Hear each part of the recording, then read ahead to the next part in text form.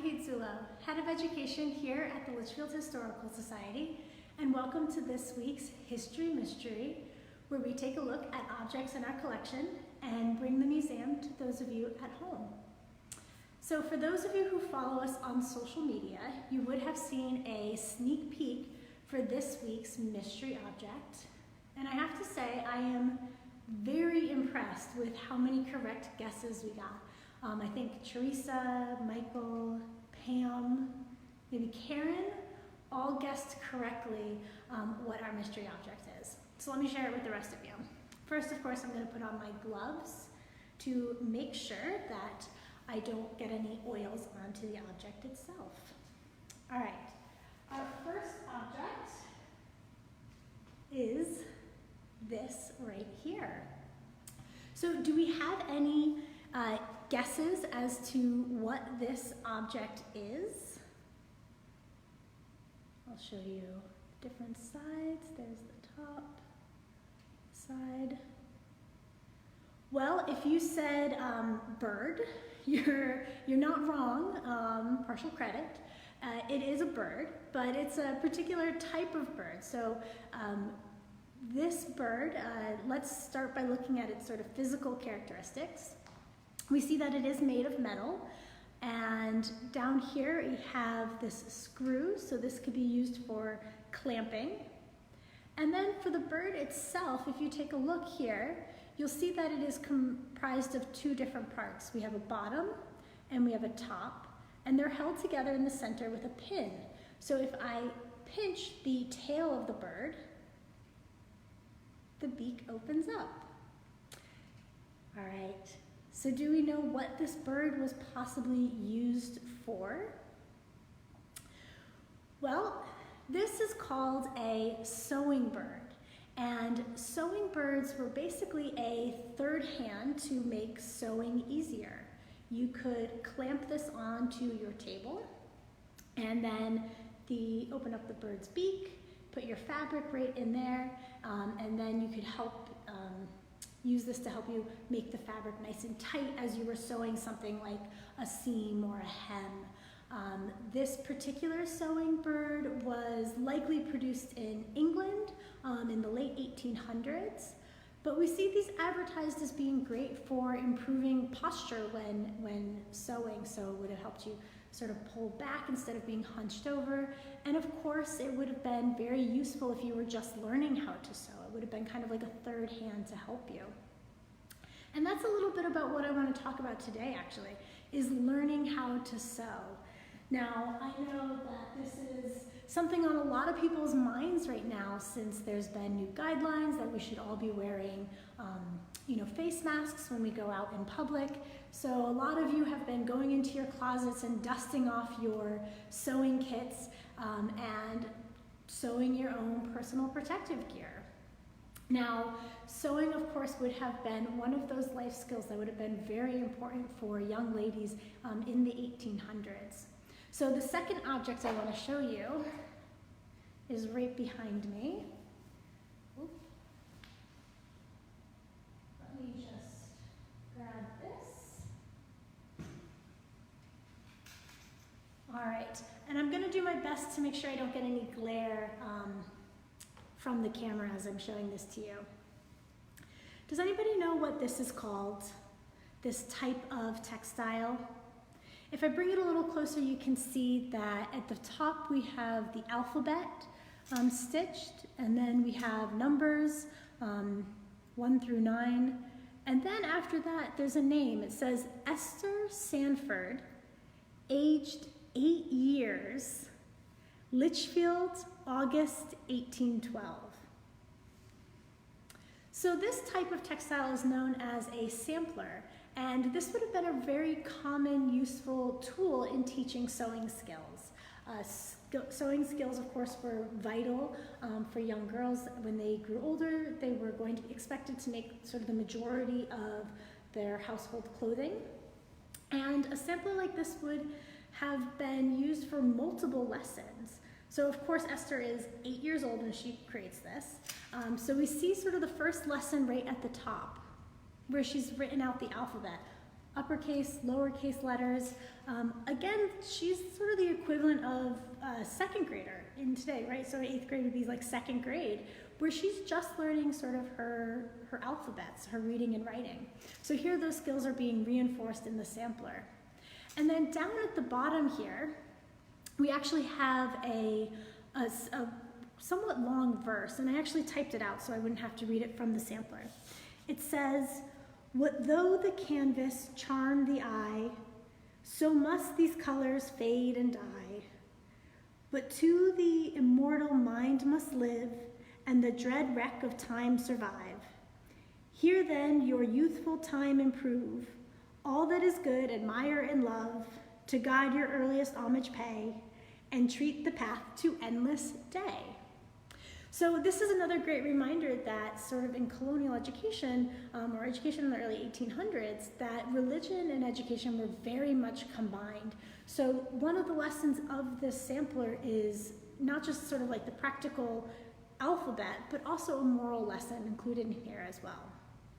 And then the third lesson is probably the most practical, and that's that she's learning how to sew, that she's improving her sewing skills, that all of these stitches are going to be practice for when she inevitably is going to be in charge of sort of stitching initials and numbers into her household linens when she has a home of her own. Now, a sampler like this was possibly done in the home. Perhaps her mother taught her how to do this, or sometimes it was done in a dame school, so that would have been sort of an elementary education, often run in the home of sort of an unmarried woman or a widowed woman. And there they would have created a sampler like this, but also learned sort of rudimentary reading and arithmetic. And for most young girls, you know, that's going to be it. That's going to be the entirety of their schooling. Learning how to sew, learning basic reading, learning basic math. Esther, however, the young lady who created this sampler, she was really privileged. A few years after she finishes this sampler, she actually is enrolled in the Litchfield Female Academy, which was a pioneering school for women that started here in Litchfield in 1792. Now, most female academies at the time really focused on sort of the decorative arts. So young ladies would have gone there to refine sort of their needlework, their dancing, their painting, their music. But Sarah Pierce, who started the Female Academy, she actually believed that women deserved an academic education, that they were intellectually capable. So in addition to those decorative arts, she included really academic subjects, things like mathematics and geography, science, botany, chemistry, philosophy, subjects that most young ladies at the time didn't really have access to. Now, for those of you who have seen our most recent exhibit, by virtue of its citizens, you would have seen some of the schoolwork that these students produced. And we actually have a ton of them in our collection. There are some really fabulous things like, you know, maps that they drew of the growing United States and charts that chart the entire history of the world. You know, these beautiful watercolors that are these detailed studies of plants and insects. But by far the most impressive things we have that they produced were embroidered pictures. I actually have one here behind me. And an embroidered picture would have been really a staple for an upper class girl's education. And why don't we take a closer look at this one? I'm gonna be straight with you. My camera skills might get a little dicey at this point, so just bear with me as I turn the camera around. All right, let's take a look. So here we have this embroidery done by a student, Lydia Hinman, and of course I'm going to try to position the camera to reduce the glare from the framing. This embroidery has several features that are pretty typical for students at the Female Academy. We've got this fabulous Georgian-style architecture home right in the center, overlooking a harbor, surrounded by landscape. The entire thing is done on silk with silk thread. And then we see sort of this floral border, which would have been very common for the students as well. And I'm going to try to bring the camera in close so you can see just the attention to detail that these students would have been expected to produce. So we see here that this entire embroidery, with the exception of some of the harbor and the clouds, is done with these very intricate, detailed stitches. We've got some beautiful French knots there in the flowers. If we come down here, again, we see sort of the boats are watercolor, but the mountains behind them, the house, that is all stitching.